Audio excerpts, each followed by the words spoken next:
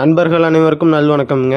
நீங்கள் இந்த பதிவில் பார்க்கிறது ஒரு நல்ல பெருங்கூட்டான இரண்டாம் ஈத்து காராம்பசு மற்றும் அதனுடைய மயிலை காளை கன்றுடனுங்க. இந்த காராம்பசுவில் என்ன ஸ்பெஷல்னு கேட்டிங்கன்னா, நீங்கள் ஒரு இடத்துல கூட ஒரு மையப்பகுதியில் கூட நீங்கள் எந்த விதமான வெள்ளை புள்ளியோ அல்லது மறையோ எதுவுமே பார்க்க முடியாதுங்க. நல்லா ஜெட் பிளாக் கலரில் தெளிவாக இருக்கக்கூடிய ஒரு சுத்தமான காராம்பசு மற்றும் அதனுடைய மயிலை காளை கன்றுடனுங்க. மாடு கன்று இரண்டுமே சுழி சுத்தம்ங்க. பெரியவர்கள், பெண்கள், குழந்தைகள் என யார் வேண்டுமானாலும் ஈஸியாக ஸ்டூல் போட்டு உட்காந்து பால் கறந்துக்கலாமுங்க. ஹேண்டில் பண்ணுறதுக்கு ரொம்ப ஒரு சாஃப்டான மாடுங்க. அதாவது நீங்கள் எந்த விதமான பதட்டமே வேண்டாமுங்க. மாடு அந்த அளவுக்கு ஒரு சாதுவான குணம் கொண்ட மாடு.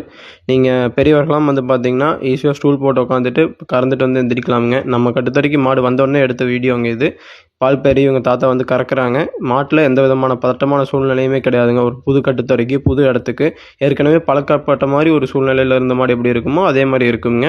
குணத்தில் நல்லா சாலச்சிறந்த மாடுங்க. அதே மாதிரி கறவைத்திறனில் கன்றுக்கு போக நேரம் 3 லிட்டர், ஒரு நாளைக்கு நீங்கள் 6 லிட்டர் பால் கறந்துட்டு கண்ணுக்கு விட்டால் கண்ணு நல்லா வயிறு நம்ப ஊட்டிக்குங்க. காராம்பசுக்களை பொறுத்த வரைக்கும் அதனோட எண்ணிக்கை ரொம்ப குறைவுங்க. ஆனால் வாங்கி வளர்க்கணும் அப்படின்னு ஆசைப்படுறவங்களோட எண்ணிக்கை ரொம்ப அதிகம்.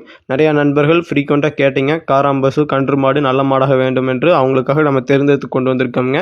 நிச்சயமாக இந்த மாடு பார்த்தீங்கன்னா குணத்திலும் சரி, அழகிலும் சரி, கறவைத்திறனும் சரி, அனைத்திலும் சாலச்சிறந்த மாடு. உங்களுக்கு தேவைப்பட்டால் கான்டாக்ட் பண்ணி தெளிவுபடுத்தி வாங்கிக்கலாமுங்க. கோவில் தானத்திற்கு ரொம்ப உகந்த மாடாக கருதப்படுதுங்க.